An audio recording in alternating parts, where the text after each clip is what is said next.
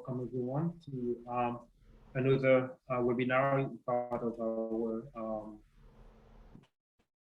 webinar series about hazard mitigation here in the VI.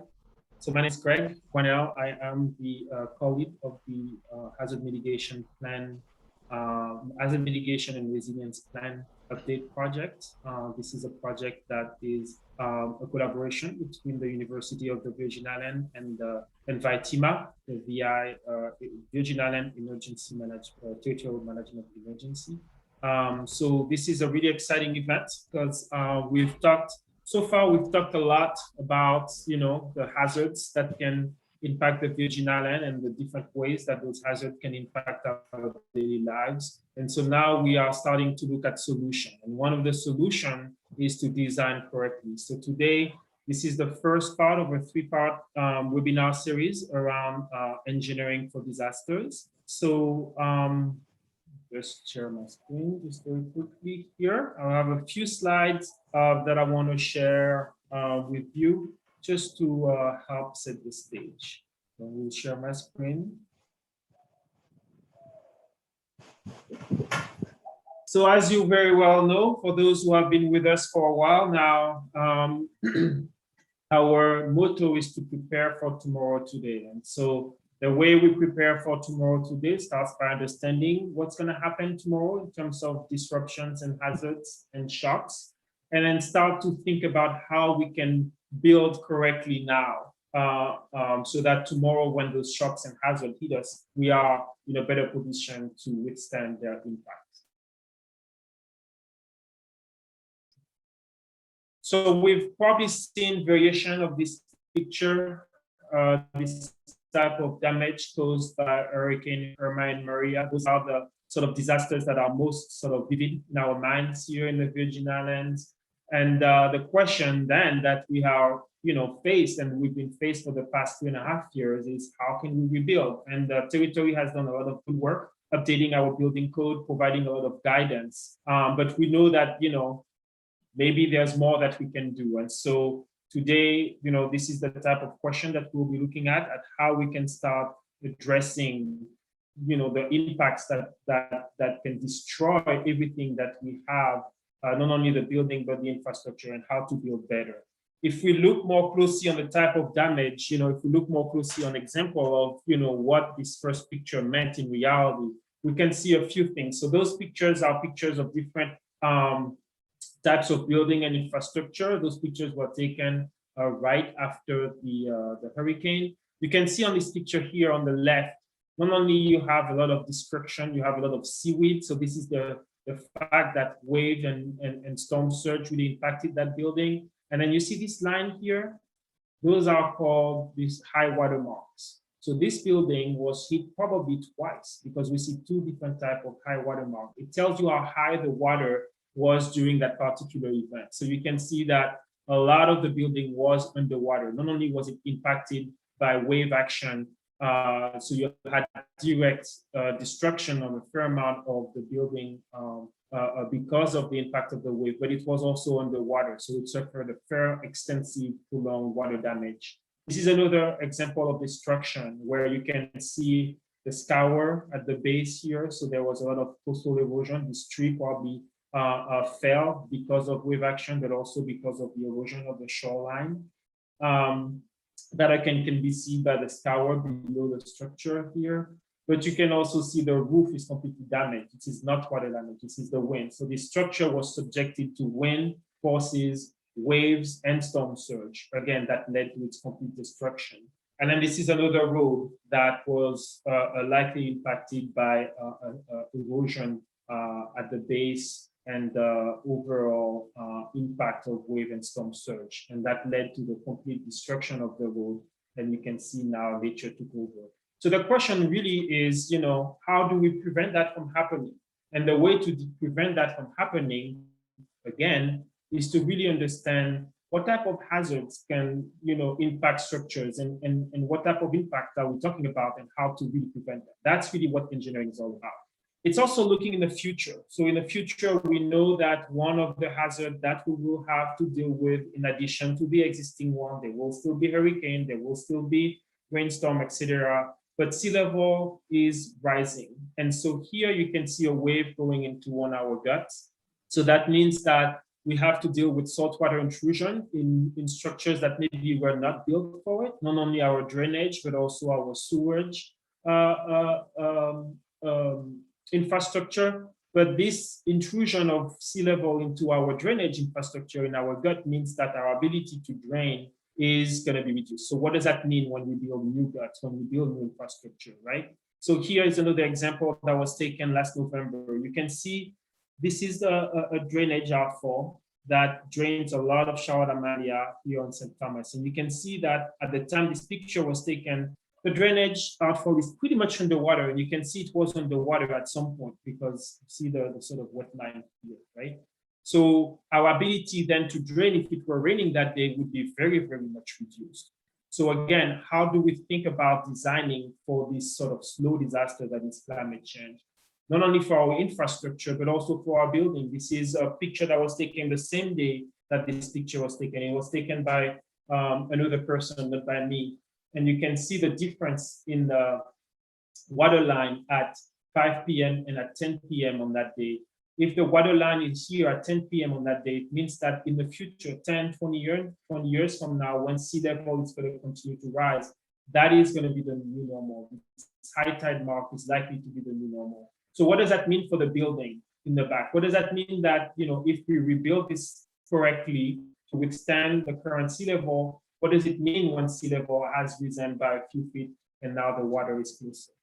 So really building for disasters, building for, engineering structures really needs to not only understand, requires us to understand what's happening now and how our structures are impacted by the hazards now, but also thinking about the future, how, future type of hazards that will likely occur because of climate change will occur, and what can we do now? What can we, do to prepare for tomorrow, today?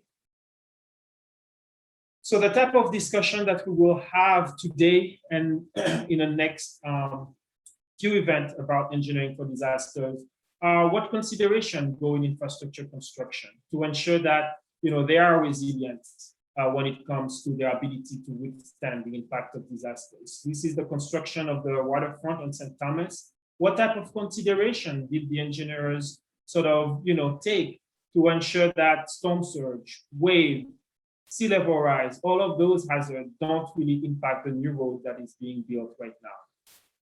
And then as we think about, rebuilding existing infrastructure, this is Guannel Bay, and there is talk about, how can we put it back on the map? How can we rebuild it? How can we make sure that, we can get those economic benefits from tourism by having this resort back online?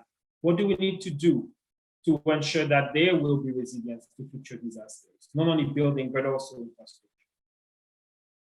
So it's my pleasure today to have two great speakers that we lined up for this event to really sort of give their perspective on this question, how they've been answering those questions throughout their career in the Caribbean and Latin America.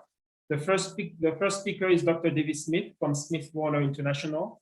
Dr. Smith is an expert professional coastal engineer with over 35 years of experience, and he has in-depth understanding of the natural coastal processes that exist in a tropical environment.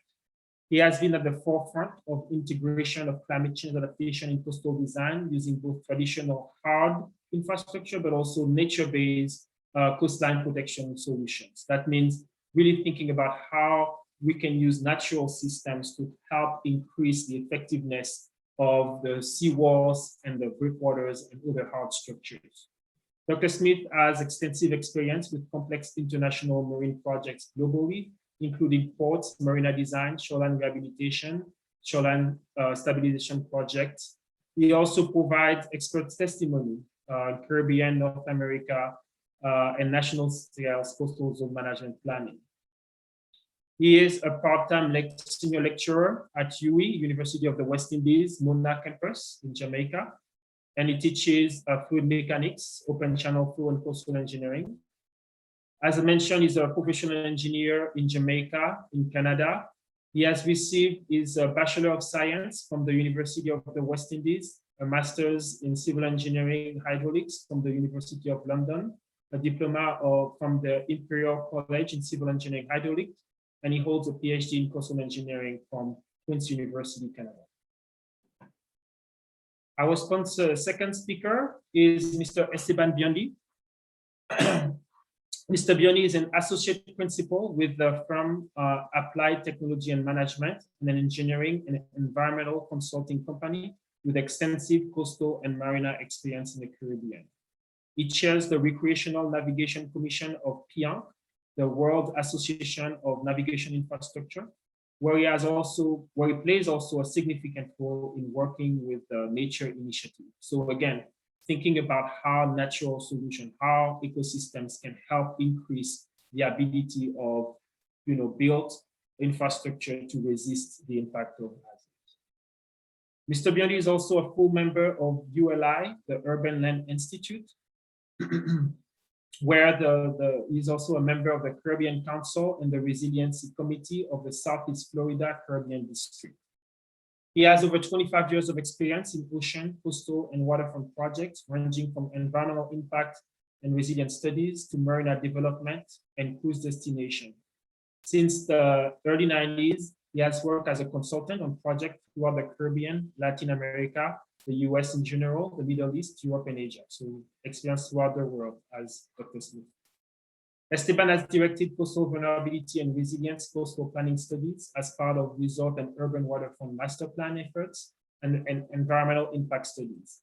He has introduced nature-based features in the design of coastal and marina projects and supports ongoing research efforts in this field. So welcome both David and Esteban.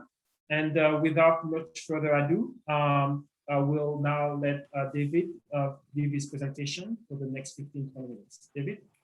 Thank you, Greg. Okay, so I'm going to share my screen. And hopefully it will go smoothly. All right, so we have Greg's corralled us into a very short, relatively short time space. I'm going to try to be as rapid as possible, but I'm talking about the general heading is Engineering for Disaster, Risk Reduction and Resilience Promotion for Small Island States or Caribbean states, basically. And so I wanted to look at the hazards that were exposed to Caribbean-wide responses and some lessons learned. The outline is, I'm going to just talk very quickly about the risk profiles of our Caribbean shorelines or Caribbean islands, the dynamics of the coastlines that we have, protection responses, challenges to implementation, and some lessons learned. So just an overview, this is our region. It spans an arc of about 2,800 kilometers, quite large. And we all have very high vulnerability to coastal hazards. We all have high coastline to area ratios. When we look at risk, this table here presents results of some work that we did some years ago, looking at 1 in 50-year return period with deep water wave heights predictions for Jamaica, Antigua, Grenada. So we tried to span the three corners of the Caribbean, if you will. And just looking at this table, you can see that the risk is greater as you get into this northeastern section of the Caribbean. It's significantly larger than it is, say, for Jamaica, or even as you move south for Grenada. So something that we bear in mind. I also recently came across a piece of research and work that was done by TNC, Nature Conservancy, Coastal Research Center, and UN University, and it looks at risk of exposure to natural hazards. It includes contributions of environmental degradation to that risk. So it combines exposure and vulnerability. And the point that I just want to leave with us all here is that this is on a global scale, 6 of the top 20 most vulnerable states globally are in the Caribbean. Antigua and Barbuda, St. Kitts and Nevis, Belize, Bahamas, Guyana, Jamaica. That's telling. We are also, as a region, are very vulnerable at the macroeconomic scale. And typically, the sort of disasters and hazards, hurricane hazards that we're seeing, the pictures that Greg just showed highlight this. We're finding that the damage as a percent of GDP is quite large. It's very, very large. I mean, I've been on UN disaster assessment missions and seen, for instance, in Grenada, where damage and loss was assessed at about 180% of annual GDP. It's really difficult for a small island state to get out from behind that type of damage. We all depend on international markets for our commerce and economy. We are subject to climate change impacts. We have narrow coastal strips that are highly populated, and typically, not in all cases, there's a steeply rising interior topography, and that tends to limit what can be done in those interior areas. So, okay, hurricanes. We've seen the pictures. We have wind damage. First picture sort of shows this. It complements what Greg showed before. And it's wind damage to buildings, to infrastructure, to communications network, which is critical when you're trying to organize response and rapid response and evacuation efforts, right? Waves and storm surge. So we have flooding of and damage to coastal infrastructure caused by waves and storm surge. And we have coastal erosion. So very often those last two things are bound together. And the erosion leads to a loss of critical land area, leads to a loss of habitat, and a loss of livelihoods. The loss of livelihoods thing is captured in this photograph here, which was taken after Hurricane Lenny in 1999. This is Cap Juluca in Anguilla. And after this hurricane, after this hotel went down, it basically shut down the island of Anguilla for 1 year. 1 year, very few people were working in this island. So the government got their act together afterwards in terms of diversification, but it just goes to show. We have flooding, when going outside the coastal impacts here a little bit. We have flooding, extensive rainfall, which results from tropical storms and depressions. It results in damages to infrastructure, landslides, mudslides, and also results in significant macroeconomic setbacks. And then seismic impacts. We live in a zone of seismicity. The image on the top right shows this ring of fire, as it were. Top left shows Port-au-Prince after its major earthquake. And some of the issues in here, which really should be considered down in the challenges and lessons learned thing, is the importance of building codes, right? Updated building codes. But seismic events give rise to earthquakes and at a coastal level, tsunami. So typically, and I just want to say here that I'm looking at Caribbean-wide typologies here.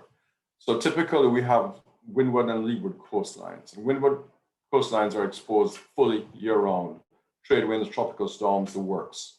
The leeward islands are generally calm, exposure to swell in winter and tropical storms sometimes. The windward coast, this is the Hurricane Alley you see here. It's the path that most of the hurricanes follow, coming across from west coast of Africa across the Atlantic. But the thing about these windward coasts may be sheltered from winter swells, importantly, and they may be more suitable for ecotype developments rather than the typical sea, sun, and sand type of tourism product that many of the islands offer. And in fact, on the east coast, it may be that hard sea defenses are required to retain land, or a combination of hybrid, maybe green and hard defenses. On the leeward side, it's generally calm, exposure to swells in the winter, some wave action from tropical storms in the summertime. And very infrequently, as in this case, this was Hurricane Lenny, which was called Runway Lenny, which started in the western part of the Caribbean Sea and then moved east, exited around in the vicinity of Antigua. Then when you get a storm like this, then what happens is that all of the leeward coasts are laid bare, which is what we saw from St. Lucia all the way up to Antigua and points north. Just a sense of the wind the wave patterns. These plots were done by Miles Harris, who is on this video, but this is the northeast trade winds. You can see that the islands themselves serve as a barrier for the waves that are coming in from the North Atlantic. And there is some addition of wave energy as you get over to the western part of the Atlantic, when the wind starts to put energy back into the wave climates. For our extreme operational wave climates, which is swell events, these are caused, of course, by North Atlantic winter storms and can result in what we call clear sky events, so large waves, but no wind accompanying them. And you can see that for the most part, the Western Atlantic is way better, Western Caribbean, I'm sorry, is way better sheltered, or Central Caribbean is way better sheltered from these events than, say, the islands to the east or to the north, and also the Central American sections to the west. Hurricane waves come from any direction. I just want to say also, of course, that the winter swells coming from the northwest to north, and they are occurring typically between December and April. Hurricanes or seasons June to November, waves can come from any direction. They give rise to storm surge, which is a combination of things. We now have to consider global sea level rise, wave run-up, wave setup, wind setup, inverse barometric pressurized tidal levels, all contributing to this storm surge. And in terms of the sea level rise, this is a graphic showing some more recent predictions from the IPCC. And it shows the most likely and extreme scenarios of sea level rise out to 2300, but with a focus insert to the year 2100. So some other climate change effects, predictions, more extreme storms. So we see more of categories 3 to 5 on the horizon, can result in damage like this. Increased air and sea temperatures, we are seeing examples of coral die off. And so when that happens, of course, then the protection that the coral reef would afford to points on land that protection is reduced significantly. And then you start to get erosion. So let's look at some protection responses. And to do that, I said, okay, let's look at what sort of shorelines that we see here. So we have sandy beaches, we have reef coasts, we have mangroves, we have cliffs typically occurring throughout the Caribbean. And just some type of responses that we use. Mangroves, we find that both in terms of computer modeling and observations, we find that the mangroves significantly reduce both wave heights and storm surge for the land behind it. And it's an excellent sort of combination of healthy coral reefs and mangroves behind are, I think, perhaps the best combination that nature gives us to protect against these hazards. And one of the things about these systems, of course, is that they are, as the sea level increases, there's a potential for these systems to also not be drowned in some cases, right? We can preserve mangrove by protecting the substrate. Perhaps that means building small berms around them, or we can use them in a hybrid design where we have perhaps a little breakwater island with a core of mangrove. And it also, of course, has impact on water quality treatment. For cliffs, we're typically, we have extreme wave action can lead to undercutting of cliffs. And we would typically address this by either setting or imposing a setback allowance, which is a passive approach to treatment. But in some islands where space is at a premium, then the decision may be taken by planning authorities to implement some sort of hard protection at the toe of the cliff to stop that ongoing erosion. And that's worked very well. We've used that technique, for instance, in Bermuda after Hurricane Pearl. I think it was Fabian in 2004, and it was adopted by their planning department, worked well. For sandy shorelines, I've used 3 photographs here, which are linked. And this is in St. Lucia. So this is, I don't know people are familiar with St. Lucia, this is the southern part of St. Lucia. This is one of the Piton, which is their iconic one of the twin mountain peaks. And this beach is called Glen Connor Beach, right? And this is what it looked like. They proposed to do a development here. So this is a resort development. Our task was to convert this beach into a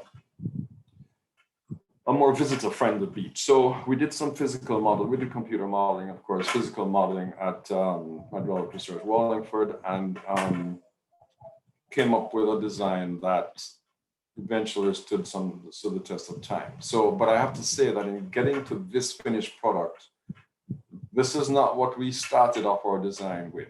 We started our design with the use of a breakwater, and we had to modify that significantly once we took it into the physical model. So I just want to say that with the sandy shorelines, because of the fact that it changes so easily, it requires really special attention and understanding of what's happening. For coral reefs, there has been, there've been bleaching of coral reefs, die-off of reefs. There's a strong effort now I see in Jamaica and Aruba and many other Caribbean islands to have coral nurseries. I think Barbados has also done this at a national scale. And so the idea is to grow the coral and then transplant them back onto the hard substrate. And to complement that, I just want to note that we've monitored breakwater structures over a period of, I would say, 5 years to 30 years in the Caribbean. And we've found that over time, those stone or concrete structures convert to green structures over time. They become, and this is not something that I think that's really talked about much in the coastal engineering literature, but they become incredible substrates for coral, for marine life. That's what we've seen. And what we notice is that this, the diversity of the organisms that occupy the structures, that diversity increases over time significantly. All right, so some challenges. This one for me has been one of the top challenges that I've faced as a coastal engineer in my profession, and that is limited access to high quality critical data such as LiDAR, bathymetric, and topographic. It is only recently that we see that a number of players have gotten into this particular game in the Caribbean, right? So in Jamaica, for instance, I'm aware that Fugro did in Jamaica and Haiti actually, Fugro did LiDAR, bathy, and topo surveys for those two countries. But the data quality verification has been problematic for that survey, and but hopefully it will come out, right? But in other places, in Barbados, for instance, Barbados has been, in my opinion, a Caribbean leader in terms of the collection of high quality data. And really, you just cannot talk about resilience building and understanding hazards unless you have a really good understanding of the bathymetry and topography in the coastal zone. It's essential. The second challenge that I see is a lack of regulations or guidelines for construction in the coastal zone, right? So building codes in the Caribbean that are used address very handily things like roof overhangs, building, infrastructure types. Okay, thank you. And but building in the coastal zone is not really addressed. And then finally, lack of long-term data collection, water levels, waves, currents, that sort of thing. Finally, lessons learned. I think that preservation and or incorporation of natural habitats into coastal designs brings long-term benefits, and I think that's where we as coastal engineers should be going to. One of the examples here is, how can we balance the need for resorts have for clearing seagrass for swimming? How can we balance that requirement with the need to preserve seagrass? And do we really understand how seagrasses promote or bind the soil and reduces erosion? This third bullet is tied in with the first one. We should try to incorporate some green in the typical coastal enhancement projects. Retain mangrove stands as much as possible. We have seen, for instance, in Jamaica, where road construction, national road construction, has gone in hand with wide-scale removal of mangroves, right? And that's created some problems. This other point, monitoring of gray structures, breakwater, has shown that they transition to green over a period of time. There's a need for focused research of Caribbean coast, pertaining to Caribbean coastal systems and ecosystem interactions. There is a need for competent contractors in the coastal arena. We find that, you could do a fabulous design as a coastal engineer. You produce your construction package, it's tendered, and the contractor who does the work doesn't really understand or is not really fluent in working in the coastal zone. So you either end up as the engineer having to hold their hand, or the thing doesn't get built properly. And then finally, there's a need for more ICGN planning. Thank you. I hope, Greg, that I'm within your 20 minutes. Yes, you are. Thank you so much. Thank you very much. Thank you so much, David. We have. Should I stop sharing now? Or yes, if you don't mind, stop sharing. Yes. That was a great presentation. There was a lot of great points that you made. And I think some of those points will be echoed by Esteban in his presentation. But before that, just want to know if anybody has any question in the audience for David.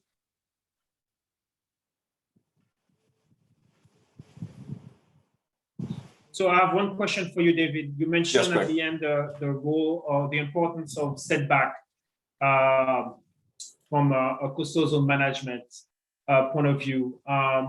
Have you seen any major changes in the Caribbean around sort of really thinking about setback differently? And was there any resistance, or how did that go? One of my students at UW, my final year students, I put her to do an investigation of setback practices. So she looked at setback practices in the Caribbean, globally, in Europe, in Australia, Southeast Asia, and the thing really varies, it varies. There are a lot of places in the Caribbean, Puerto Rico is one, that's using some setback guidelines by Dr. Gillian Chambers, who worked in Barbados many years ago. And I think that it's a good thing to, if you could standardize that process, it would be good. I mean, I see many planning agencies just say, okay, we're using 100 feet as a setback. It's based on no science whatsoever. And I think that there's a need. So that's maybe my takeaway. There's a need to incorporate science in the setback allocation. I just also want to say, in that figure that you referred to, Greg, it has two terms which are really, well, horizontal setback is the one that we're more familiar with, but vertical setback is also really important. Yes, and that's something that, again, Esteban is very much aware of and a big proponent of thinking about. So good. Without much further ado, Esteban, I will turn it to you for your presentation, so you can share your screen. Great, thank you very much. So there is one, or actually, Miguel, we're going to get to your question after Esteban, if that's okay. Go ahead, Esteban. Okay. Thank you very much. Thank you for the invitation. Thank you for all the people participating. I think we live in very exciting times. Things are changing and we are in the middle of the changes. And that also means a lot of responsibility, because if we make the wrong choices or don't give the right advice or don't convince the right people, things may end up worse than we want for our children and grandchildren. Let me see what happened with that. Okay, so in this presentation, I'm going to go a little bit into more of the details, and I want to touch on one technical aspect that I think it's significant because it's very commonly overlooked, and then a couple of examples of projects we've done throughout the region, very briefly, and then a couple of last thoughts. So um, there is a big picture about the hazards and resilience issues, and these were covered in other presentations or will be covered in the future. I'm just going to start focusing on flooding, coastal flooding, and hurricanes, storm surge, and wave impacts. And I think in general, there is a reasonable understanding, at least awareness, of what the tidal flooding problems are, risks are today, and what those are going to be in the future with sea level rise. Especially in the U.S. jurisdictions like U.S. Virgin Islands and Puerto Rico in the Caribbean, there is a very advanced framework to analyze the hurricanes that may hit us next year, even if there are lots of details that still don't necessarily work as you would hope for. There is a very solid, conceptually solid and mechanical framework to address those. But I found it amazing that even in the United States, even in South Florida, too many people looking at coastal vulnerability don't pay enough attention, either because they don't include it properly or they don't include it at all, on the hurricane impacts with future sea level rises. And we're going to get into that a little bit more of a technical discussion later. So the normal flooding, it's very easy in the U.S. jurisdictions to go to the NOAA maps, and then you can see what the mean high water level inundates now. There are different references that are being used in the United States, and there is also NOAA data for many tide stations for different sea level rise projections and different conditions to be considered. I'm not going to get into the discussion of how to look into this, just mention that there is a way, and there's still ambiguity and uncertainty, but there is an approach, and there are methodologies that people use to decide what kind of sea level rise condition should we be looking at. So if we look at, for example, in this NOAA map of 2 feet sea level rise for Charlotte and Manly, you don't see a lot of inundation, but exactly as Greg was mentioning, what about the stormwater discharges? You're going to have all other sort of issues. What about the water table? You're going to have all sorts of other issues that are going to affect, even if at the first glance, when you look at this map, it doesn't look too bad. You have to look at the other issues. And you can also keep on going higher, but sometimes going to higher sea level rise projections may be misleading, because you think that that's too far out, even if it's foreseeable in the next 100 years, as we just saw. And sometimes you have to plan for where buildings are going to be sitting in the next 50 or 70 or 100 years. But that may keep the focus away from the real immediate short-term actions that we can do. And again, for the hurricane impacts, they are very well framed and analyzed, and there is a lot of data available in U.S. jurisdictions, but not as much in all of the other Caribbean islands. But there are ways of getting this information, and in our consulting practice, we regenerate very similar data for hurricane risks for the short term. And we know, and it is already in the U.S. jurisdiction guidelines and the FEMA analysis of hazards and risks, that the storm surge, the still water new levels, or it's interesting that the Spanish word is meteorological tide. That gives you the feel that that's a still water level, and then on top of that you have the waves, and the combination of those two different parameters is very important, and conceptually very, very important, because the height of the wave depends on the water depth. So if you have more storm surge, then you can get bigger waves. That everyone sort of knows that intuitively or with some of the data for the hurricane that may hit next year. And then the other thing that's very important, and David was also talking about, is that the crest elevation of that wave, it's also a very, very significant parameter. In FEMA language, that's called base flood elevation. But there is, I don't know, 30 years of tracking how that variable is very, very, very important for coastal structural design, coastal resilience, coastal design, construction in coastal hazard areas. And there is a lot of, there is a very clear framework in the United States that deals with this analysis regarding the zoning where you're going to be impacted by different wave conditions. And you can see, you can go to the FEMA and different sources in the USVI or in Puerto Rico to get the FEMA flood maps for your area.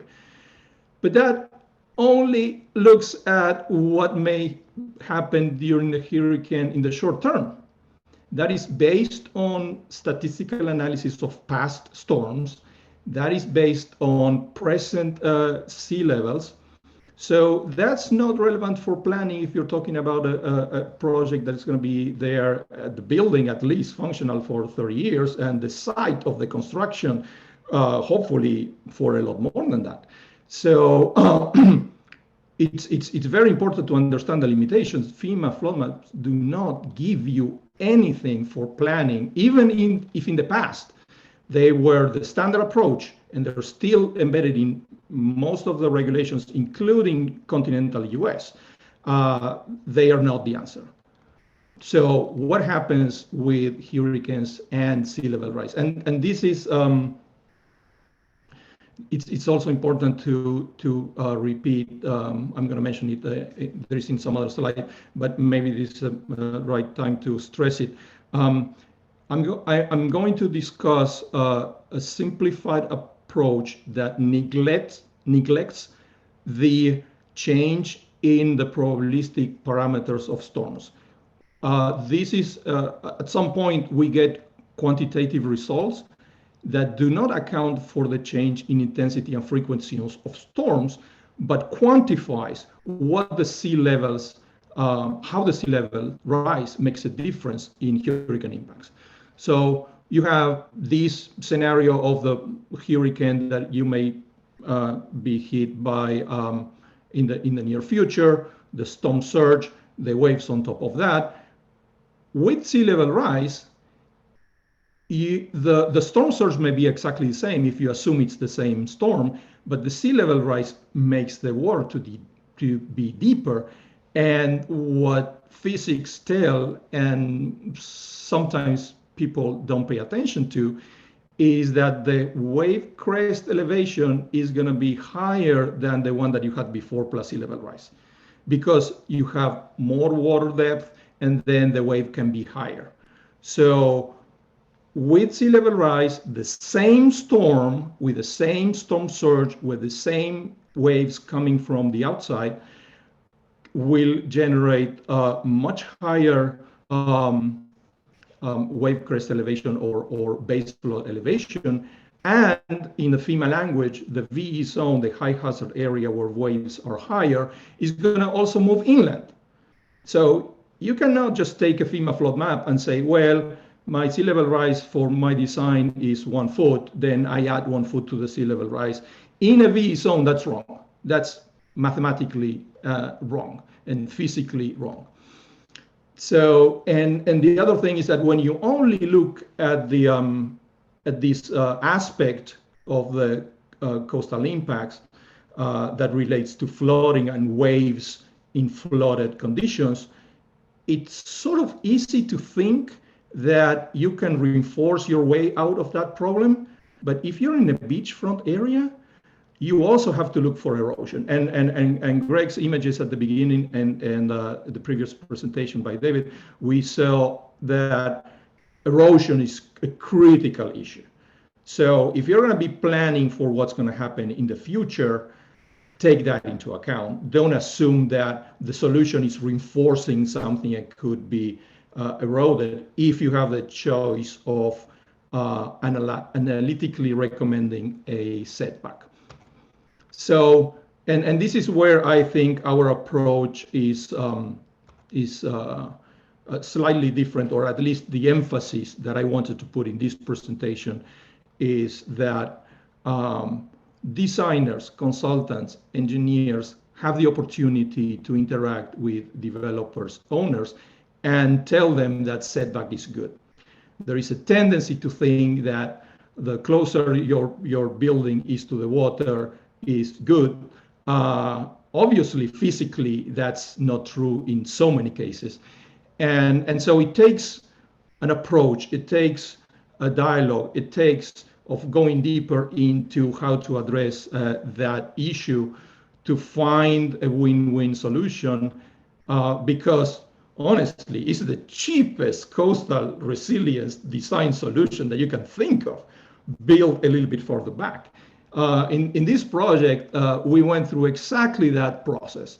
And they had a legal property boundary and they had a legal setback where they could build. And we told the developer, you don't want to build at that legal setback.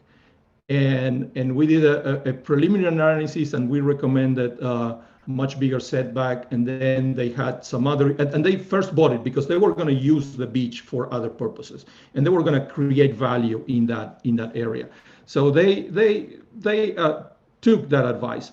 But then when some other project conditions changed, so they asked, well, can we move closer? And of course, they wanted to get too close. And we did another, a little bit more deeper analysis. And we ended up with a setback for construction that is significantly bigger than the legal setback. And it takes convincing the developer that there are benefits and showing them. And this setback was recommended based on both, primarily based on inundation for design storm events with future sea levels. And there are tools to do that. Data is a concern, but there are many practical ways of getting that issue addressed. In this case, we had local bathymetric survey and topographic survey, not so good beach profiles, but good enough to paint a picture, to do an analytical, to analytically come up with quantitative recommendations that we were able to convince the owner to build better. And of course, they were building next to older construction that some people in the team, their first reaction was, well, what about the other guys? And then some other one from the same team said, well, they are already having erosion problems when they get a big storm. So what's going to happen in 10 years? So there's a lot of analytical work that goes into this. I'm not going to stop to discuss this in a lot of detail, but as David was saying, is the horizontal and the vertical. There is always in this analysis, we recommend a setback and we recommend an elevation. In this case, we found that the legal setback was okay. And I always tell everyone, there is a legal setback in every island, in every country that may or may not be related to physics and the terrain. And so the real setback and the legal setback are two different things, sometimes in very different. And we like, and we think in many environmental impact studies, but if not in design and planning studies, we look at that very carefully and we try to identify those issues. The other thing is that in this case, we used scenarios of water levels for the future. We don't know exactly when we're going to have 1 foot or when we're going to have 2 feet. We know that within very, very likely life of the project, you're going to have 1 foot. So typically, at least we look at what's going to have storm inundation and erosion during design storm event for at least 1 foot of sea level rise, if not 1.5 or 2 or other David, options. Esteban, just a minute, just let me know. Sorry? Yeah, your time is almost up. Okay. And the other thing about this is that when you do this analysis, you know that you have to build today, and the location of the construction is not going to change.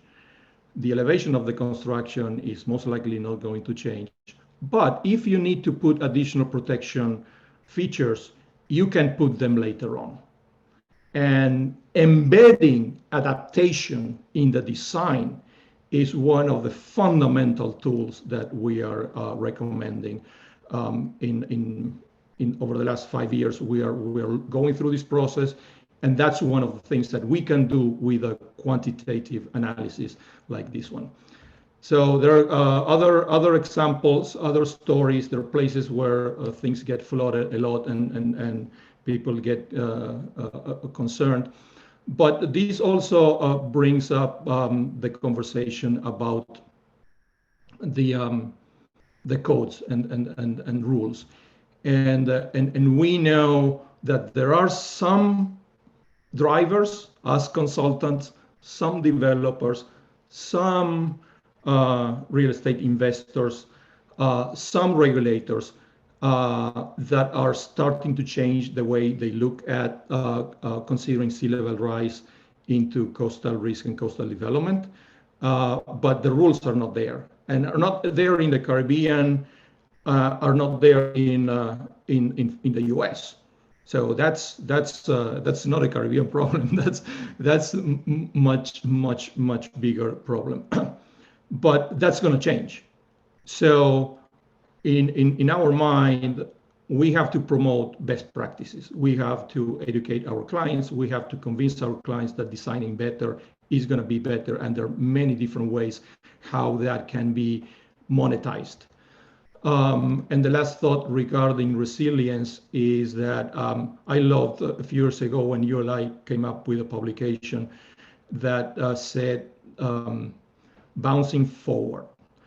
Resilience is not only recovering from an impact, but bouncing forward, not bouncing back.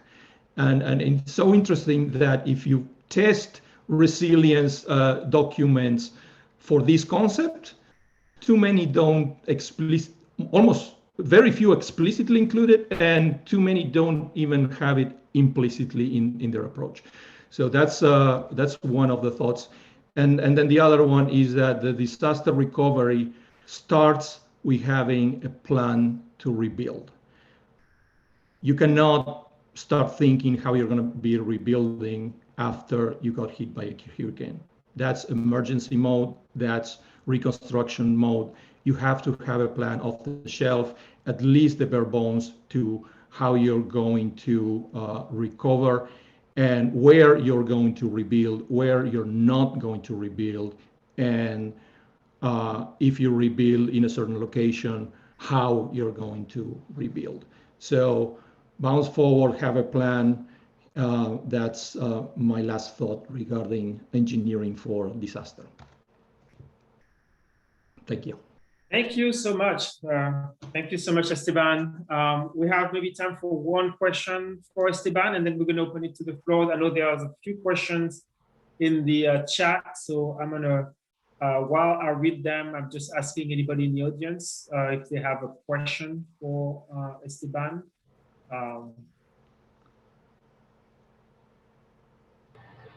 Esteban, this is Marlon. How are you? I had a question. Marlon, would you mind turning on your video if you don't mind? Oh, yeah. Just so we can see. No problem. There you go. Esteban, I have a question. So, whilst you've not found that it's a widespread practice, how do you recommend that jurisdictions without the practice of including the sea level rise projections in these setbacks, how do you recommend the initiation or the I'm looking for the word, but I'm probably not getting it right now. But how do you look for sensitization of that practice in the local building community? I don't have a prepared answer to that Okay. question. I have not thought it through because I'm not in the business of writing the rules. But definitely this kind of process that you are going through now of revisiting hazards and revisiting the regulatory framework is the first step. Then you have to find ways to map those hazards, and the one that I was referring to is not the only one. So you have to look at how you want to map each of those. So my only the only thing that I really know about is don't forget about the hurricane impacts, wave impacts with future sea level rise, because there are many places where they take in U.S. jurisdictions they're thinking that this simple-minded or simplified approach of using the FEMA flood map and just adding the base flood, the sea level rise projection is going to solve your problems. And in a VE zone, it's probably 1.5 times the sea level rise that is going to change the base flood elevation. Yeah, and if I can, this is a really important point. And here, from the hazard mitigation team point of view, we did get some result of future inundation, storm surge inundation with and without sea level rise taken into account. And there's a difference. There are critical infrastructures such as the airport in St. Thomas that now becomes massive flood zone when we start to take sea level rise into account in the storm surge sort of calculation. So really good point. There was another question for Esteban that I will ask, which is, you talked about adaptive engineering. Can you give some example? Is there maybe one slide or two that maybe you skipped real fast that you provided, or can you talk to us about example of what adaptation, thinking about adaptation as you design, can you give us some example of what that would look like? So two typical examples would be in the short term, in a beachfront area, you may have no risk of erosion at the toe of a structure. But then you know that at a certain time horizon, 2 feet of sea level rise, you may end up having significant erosion at the toe of a structure. There can be a calculated, analyzed, balanced decision of putting a structure in a place where it might be subject to erosion with future design storms as an episodic event. And then you will have to protect that foundation. You don't need to build a protection of that foundation today, but you may have to make sure that someone is going to have easements and the construction of that protection could be done in the future.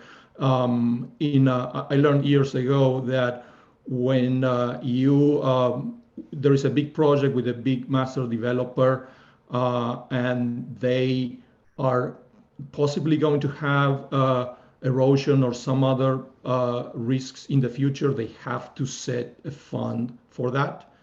Otherwise, when the expected problems start showing up, they don't have funding and they don't take measures because the financial guys don't have the money to draw from. The other thing is that because in some areas, you can really knock down the waves and manage the storm surge alone. And so there are ways of retrofitting in the landscape, designing structural elements that can break the waves in the future. And those may not need to be built in at the beginning. Those could be retrofitted in the future. Those sometimes people call them tripping walls. It could be a rubble bomb structure. It could be a mangrove planter, but it plays that role of breaking the waves that may make a significant difference in things getting flooded or not. Thank you. Are there any other questions from the audience to Dr. Smith or to Mr. Biondi, to David or to Esteban? Well, Jerry put a question there. Oh, Right. go ahead. Yes, yeah, but I wanted to first know if there was another question. But yes, so I can go through the question in the chat. So let's go to Jerry's question. For David and Esteban, where, in your opinion, where communities, countries, territories doing a good job are really thinking about all of this issue correctly? Where in the world are, if you point to a location where we should look at best practices, where should that be? I have not done a thorough study of that. As I said before, in the US, the hurricane risk mapping has a very strong methodology. On the other, in the Caribbean countries, independent countries or full island nations, Barbados obviously has a very traditional and long-term and sophisticated program. Nothing is perfect. There are still things that can be improved, but those are the kind of examples that I can anecdotally just mention. David?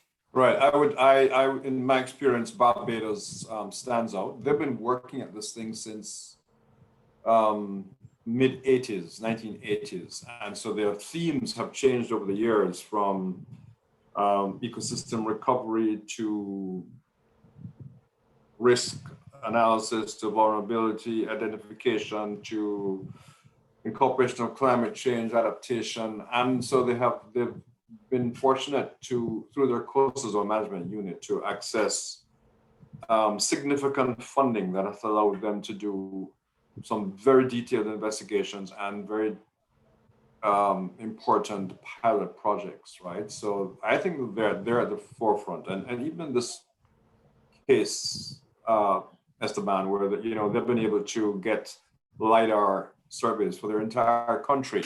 One of the first countries in the Caribbean who did that, So yes, my personal experience with Barbados, the glitch I found that I think it's an important lesson to the government agencies, is that it's of course very important to do the studies and get the information for the government to support regulations and planning.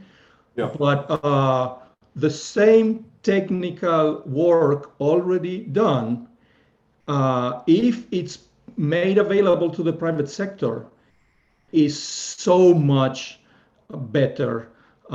It helps the developer build better. It helps the consultants convince them to do studies that only are site specific because all the data is made available. That's what happens in the US. And even if there was a component of transfer to the private sector in the last big loan of the big study that they did, I found that it wasn't, maybe I was the first one that was asking for the data from a private sector, and that didn't work very well. So if anyone is getting funds to do the studies, make sure that the transfer to the private sector is made available, because at the end of the day, and you, David, also mentioned that having good data is extremely valuable. And if the government already paid for the data, why not make it available to the private sector to induce them to do better design, to help them get better information? Yeah, go ahead. I was just going to say that, and so to go back to the Barbados experience, they have taken the decision to sell their data to private sector. Well, I personally think that's a very bad idea. I agree with you. I don't think it's a good idea at all. I mean, I think it's a retrograde step, because what you're doing is you're trying to raise revenue, I guess, to cost recovery for these things, and but it's going to dumb down the designs ultimately. So let's go that route. The revenue that they are going to collect through that program is less than half percent of the additional cost that they would have to in hurricane preparation, because one developer did not pay extra to get better data to design better. That's correct. Yeah. It doesn't make sense. You Right, disincentivize what needs a lot of education and push to incentivize. Mm-hmm. So my question is then, are there design sort of standards that government should maybe put out, create by requiring a certain type of data of a particular resolution to do a particular design? Are there standards or maybe? So that is the rational approach, right? In the US, you have a very detailed standard for hurricane hazard analysis for the short term that has been in place for decades. How to design the program for the future, how to design the standards, I don't have the last word. You have to balance practicality with scientific quality. And come up with something that may differ across countries. And I believe that some places are trying to create some of those standards to design for the future. I mean, Southeast Florida, I think, is doing some work on that. New York is doing some work on that. But Southeast Florida is still very green very early in that process. It's very slow. I mean, if you step back, I'm based in the US, but I'm originally from Latin America. So if I step back and say, well, how is the US doing in coastal resilience as it relates to climate change? It has no planning for the private sector to have rules, literally. I mean, they are working, and hopefully now it's the time to start seeing the changes. But as of now, they have done a very poor job at that planning stage. Okay. So other questions. So I'm gonna let Nicolas ask his question. Nicolas, can you ask your question? I can read it, but I won't be able to maybe explain it as well as you do. It's about insurance and pricing. Nicolas, are you still with us? Yes, I'm here. Well, look, I'm thinking about how to incentivize, right, the right way. And we know the dollars is probably the strongest signal. So if there's proper pricing for the insurance costs, which is part of what investors model, and maybe not the developers, but they have to sell the thing at some point and the asset. So I guess I'm asking, I know a lot of insurance companies have climate scientists, are they making progress in properly pricing insurance? Because if the insurance is really expensive when you build too close, hopefully that will help. I'm thinking, what are the catalysts for doing it right? How do we have the carrot, but also the stick? So my experience with insurance companies is problematic, and even the ULI Heidman report that talks about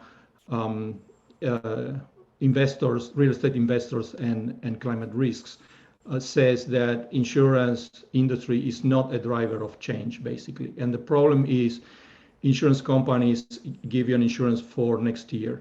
And even if reinsurance companies are doing very detailed and sophisticated studies, the way insurance companies price any particular property and decide the premium is typically very obscure process. What we have tried a few times in different projects with actually not very good success, but at least walking the path is at some point you can go to the insurance company and demonstrate that you are better than average, that they should evaluate you in more detail because you have done studies that no one else has done, and you comply with things that are way beyond the legal regulations. So you are at lower risk. So you're entitled to a much better premium conditions.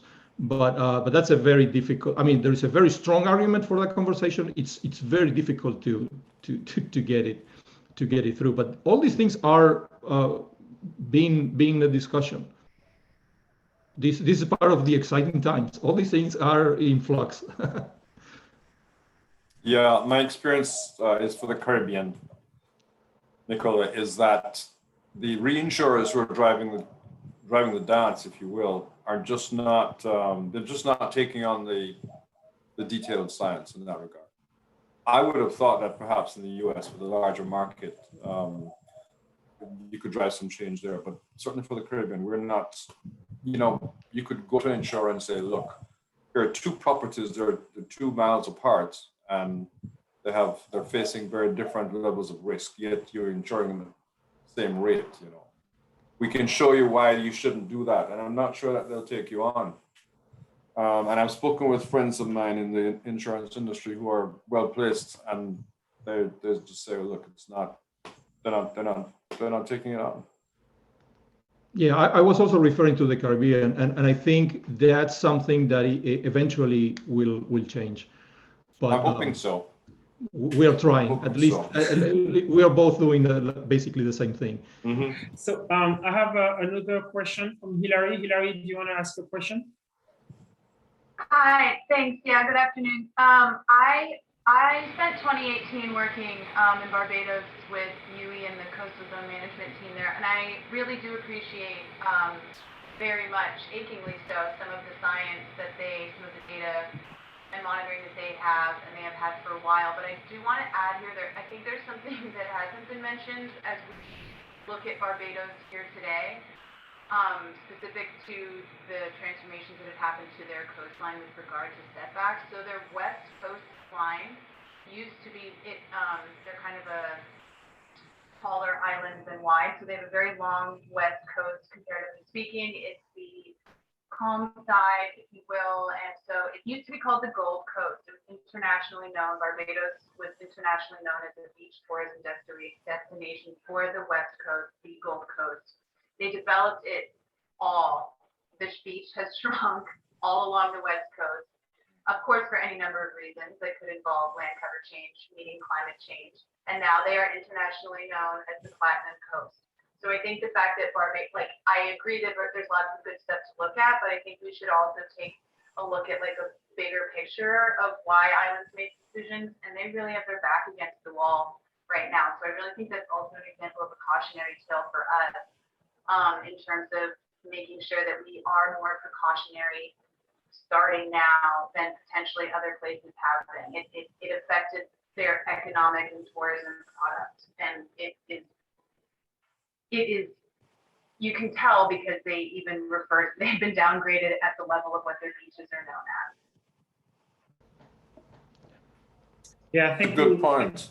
Thank you for that. And there are some sometimes alarming stories coming right now in some developments in some islands that really look at the short-term profit from resort developments. Yes, thank you, Hilary. Anybody else has any question? Let's see. I'm just looking here. Maybe Pamela. Do you have a question, Pamela? My question would be slanted towards education of students rather than the pure topic at hand. I think that from my perspective, this is a conversation that I think should be started at least in the high schools. And how would one go about that? Perhaps even earlier, but in a less detailed way. We talk about resilience all the time within eco schools with our students. How do we bring the engineering side of resilience into the conversation? Because that way it also opens up a career possibility for these students. Thanks. Yeah, coastal engineering is a wonderful field that I think it doesn't deserve doesn't get the attention that it should get. And so I think it starts by just educating people about some basic concepts of how things work, and then how things break down. And then after that you can have the discussion on how to prevent the breaking of things. But understanding the coastal environment, I mean, it's surprising for me as somebody who grew up in the Caribbean, who lived on the beach, etc. I didn't understand really waves and tides and all that stuff until I studied in grad school. And now I'm saying, oh, everybody should really understand that, because once you understand it, you see the beauty of it, but also you understand better how to prevent disasters and destruction from happening. So getting people to understand the coastal environment, I think is the first step from a physics point of view. The biology, maybe another day, but the physics of it. Now. Well, yes, maybe we need to get one of those mangrove tables into the children's museum. That amazing, that fantastic, exactly, that fantastic model, and then the kids can press the button and see what mangroves do. I just really think that we've got to start doing that. We have, we expect these kids to become stakeholders without having the background of information. That's a really good point.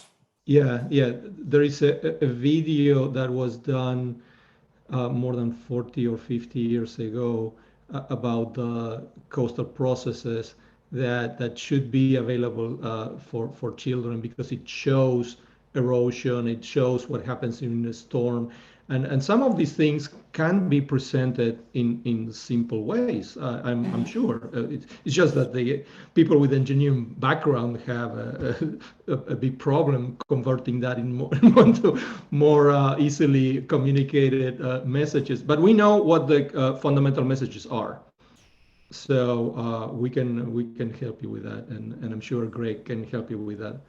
Yeah, definitely. We do have plan at UBI to build a small wave tank. So yes, we are on our way to think about that.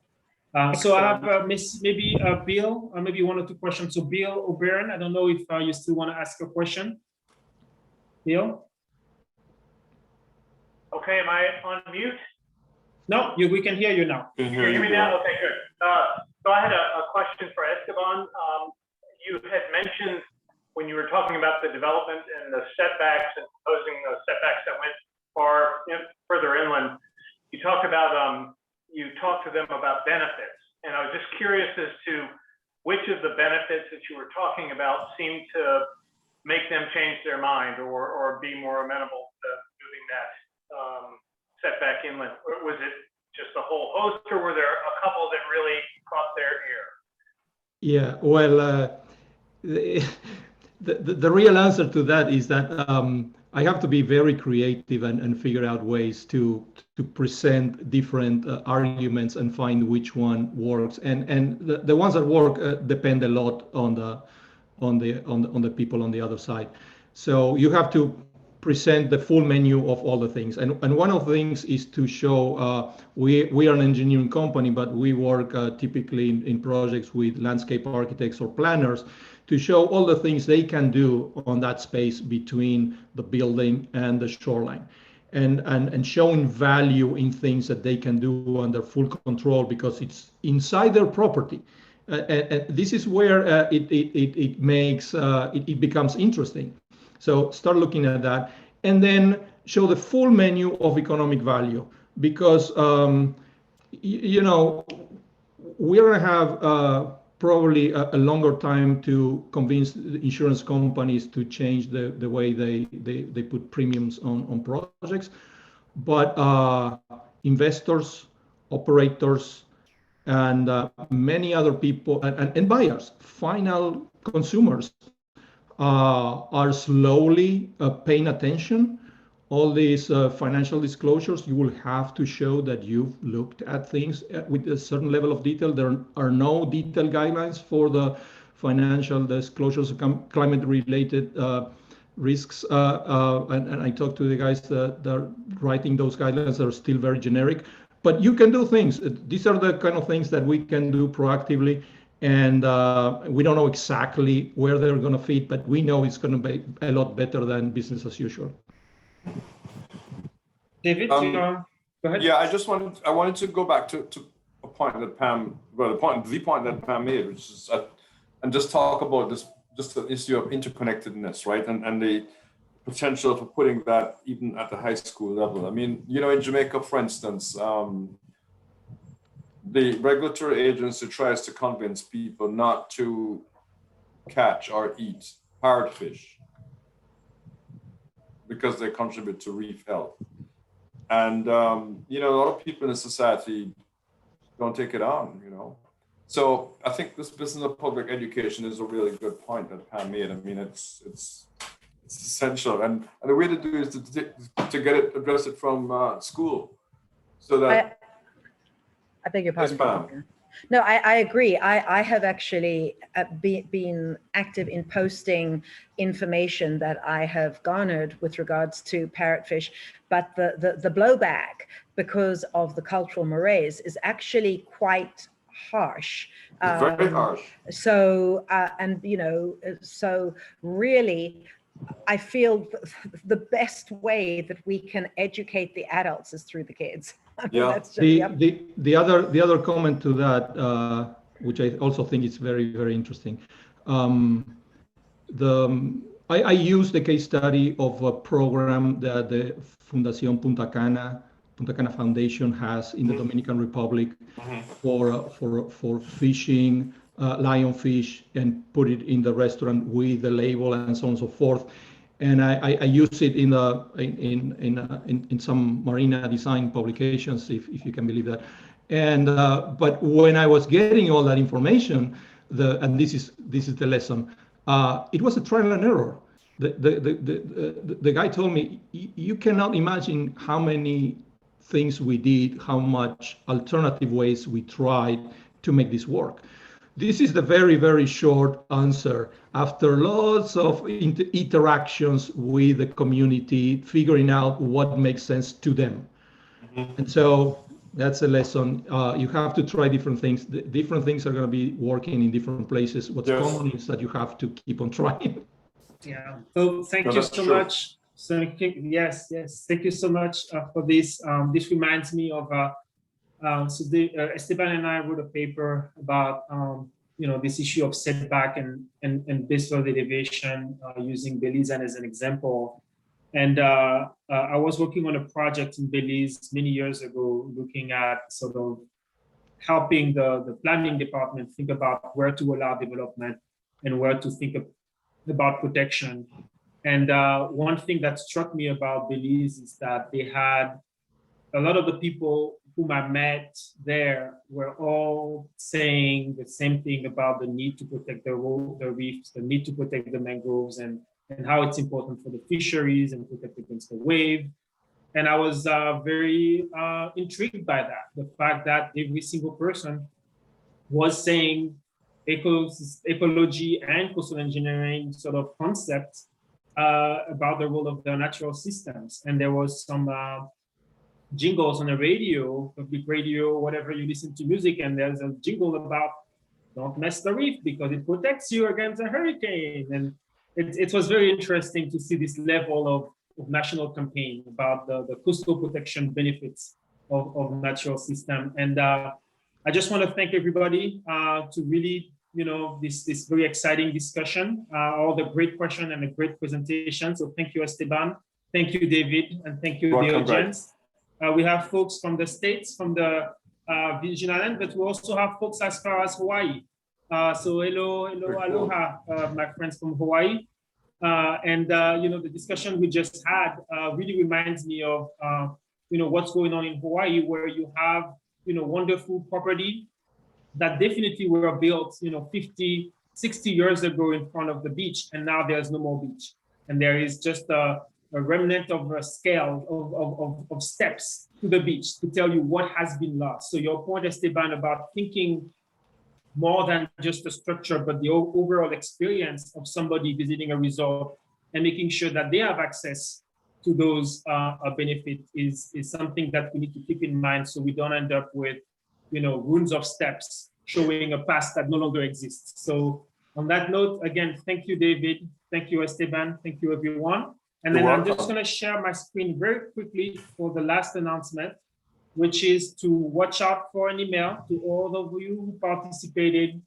The next presentation in the next month or so will be one around engineering for earthquake and rainstorms. So today was very coastal because that's my passion, but we're going to move to earthquake, rain and wind, and how to think about that. And then we're going to have one last a session on resilience engineering. Esteban talked about thinking about adaptation, thinking about the future as you build now.